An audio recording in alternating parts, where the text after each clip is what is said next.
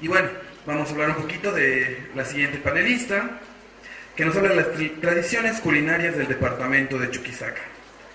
Su nombre es Beatriz Rosers Montal, es antropóloga, tiene estudios en la Universidad Mayor de San Francisco Javier de Sucre, evidentemente, Universidad de París, Vicence, Universidad de Cambridge, Inglaterra, y Escuela de Altos Estudios de Ciencias Sociales en París. Docente e investigadora de la Universidad Mayor de San Andrés. Ha publicado El Carnaval de la Paz y Xiscanata con otros autores, el año 2009. La gastronomía en Potosí y Charcas, siglo XVIII al XX, el 2014. Cuarta edición. Caimar y Vida. La emergencia de la música popular en Charcas, el año 1996. Diversos artículos relacionados con la cultura urbana. Entonces, tenemos ahora una gran persona que tiene ese conocimiento de universidades del extranjero para hablarnos ahora de su tierra querida donde ha estudiado, la Universidad San Francisco Javier de Sucre. Vamos a recibir con un gran aplauso a la licenciada Beatriz Rosers Montal. Lo primero que quiero mostrar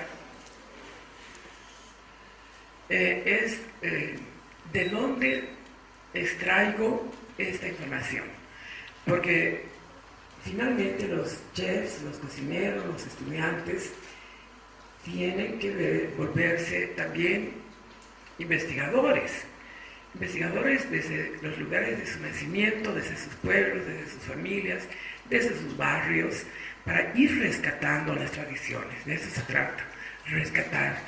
Y por cierto, vale la pena hacer algún curso.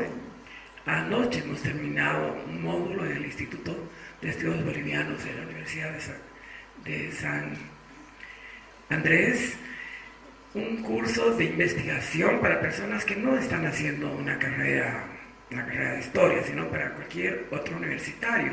Así que yo propongo al director, si les interesa a los estudiantes, interesa a los programas de la escuela, darles algún curso breve de investigación dirigido a la gastronomía, para que así estén preparados para ir anotando todo lo que vean en las calles, todo lo que escuchen de sus abuelos, de la gente mayor, para que sean agentes del recuerdo, de la memoria, que se está perdiendo de una manera alarmante.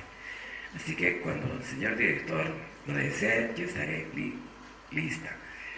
Justamente, ¿de dónde se debe extraer la información seria? Que no es lo mismo que escribir un artículo. Sí, están bien los artículos en la prensa porque tienen mayor difusión, pero a veces los periodistas solo preguntan a alguna persona y escriben a la carrera. Los investigadores buscan fuentes más serias, más convincentes, fundamentalmente escritas, como los recetarios, como las crónicas, pero no solamente valen las escritas, también las orales. Son fundamentales, como las que estaba mencionando, de la tradición oral, que se transmite por centenas, y los abuelos o las abuelas hay que atraparlas en un rinconcito de la cocina y decirle: contame, abuelita, qué comían, cómo hacían. Es nuestra última oportunidad de recuperar historias de más de 50 años, porque ustedes son jóvenes, así que háganle a sus abuelitas, abuelitos, y a sus papás, mamás. A ver, los papás no quieren hablar mucho de la cocina, pero las mamás sí. Entonces, miren, en primer lugar, por antigüedad vamos a hablar de un documento fundamental y viene a historia y es consecuente con el planteamiento que ha hecho la escuela de este evento. Hablar de la tradición. La tradición la hace la cultura, la hacen las personas que conforman un pueblo, una ciudad, un grupo. Pero ¿basados en qué? ¿Sobre qué se construye la cultura?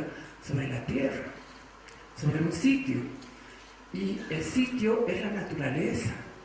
Entonces, para nuestra comprensión como interesados en la cocina, es fundamental ver, estudiar la producción que da la tierra en cada región, porque ese va a ser un factor determinante.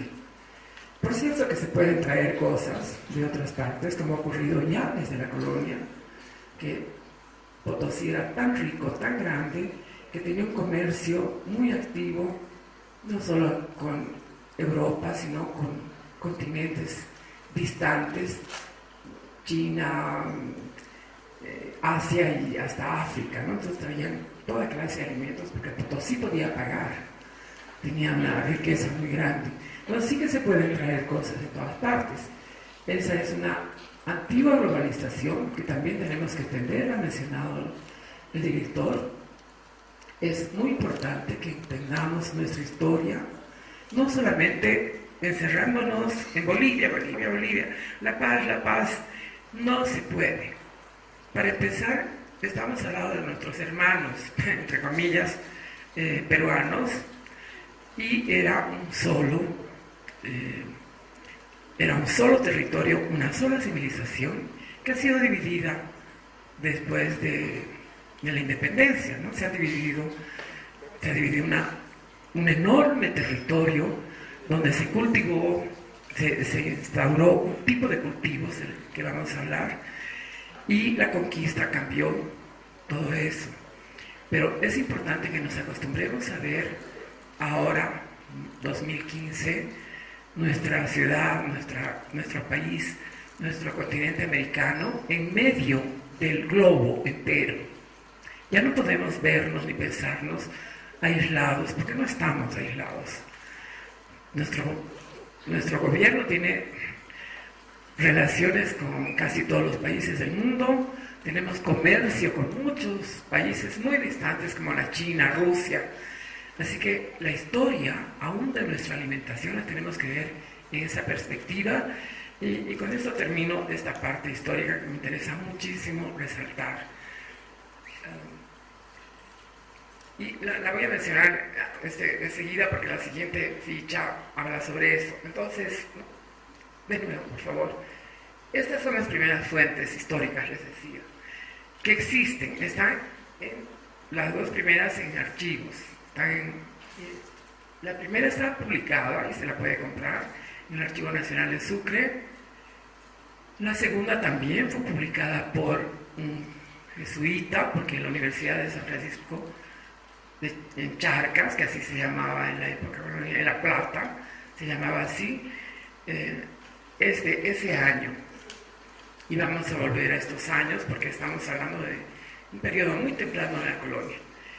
Y el tercer libro, que nos va a ayudar a comprender las transformaciones y todos los alimentos que vinieron de España, de Europa, es un recetario de una marquesa de Potosí, doña Josefa de Escurrechea, de 1776.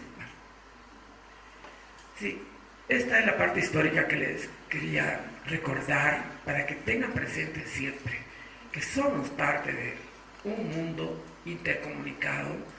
Todo el tiempo ustedes pueden en sus pequeños aparatos o en sus computadoras comunicarse y hasta hacer negocios, y es una realidad, con Corea, con la China, con cualquier parte del mundo.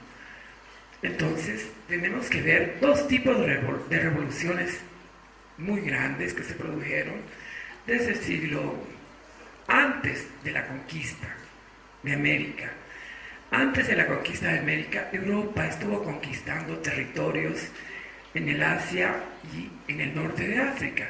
Recordarán ustedes hasta dónde llegan los romanos. Los romanos llegan muy lejos en sus conquistas, porque los pueblos del mundo han vivido siempre en conquistas y en guerras.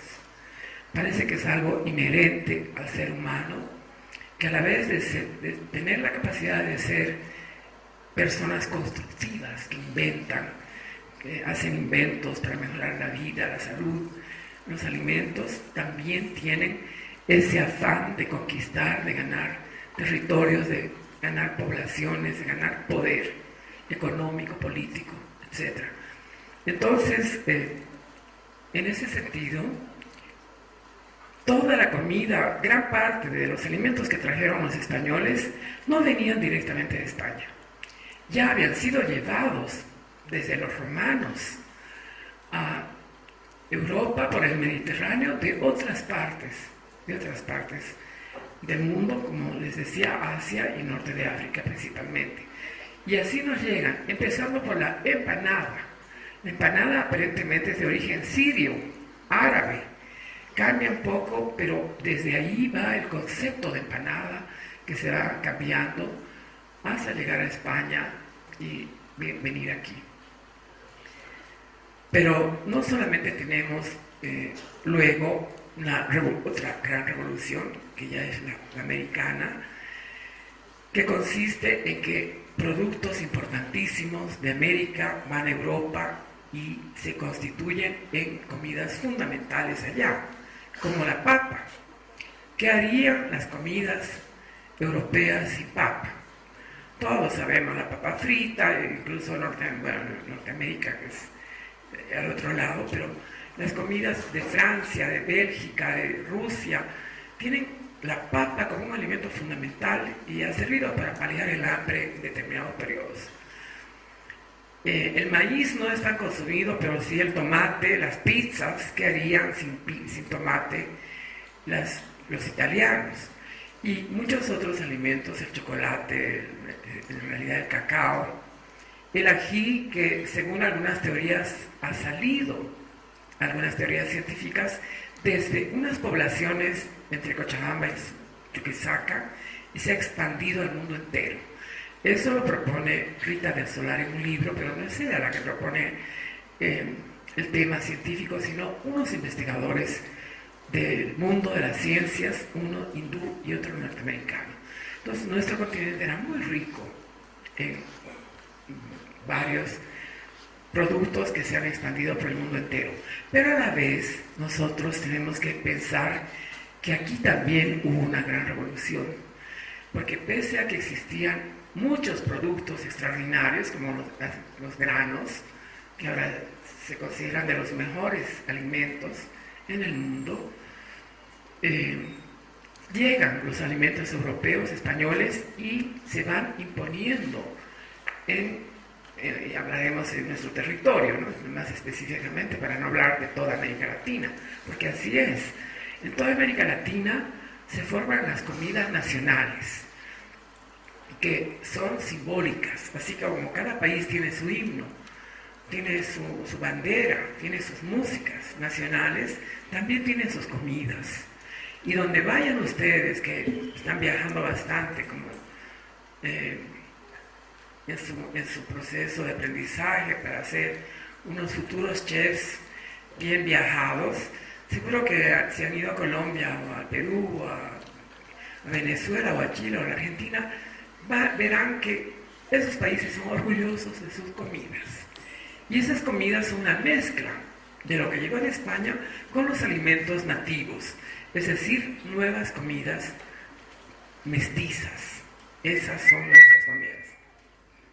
Entonces, es un hecho que yo lo he documentado ya en los últimos años, que es necesario hablar también de la revolución de la gastronomía en América, de la emergencia de una comida mestiza. Así califican los escritores de cocina de diversos países de América Latina. Este es el primer documento escrito desde Charcas, de La Plata, que era el antiguo nombre durante la colonia. Miren qué temprano, de 1639.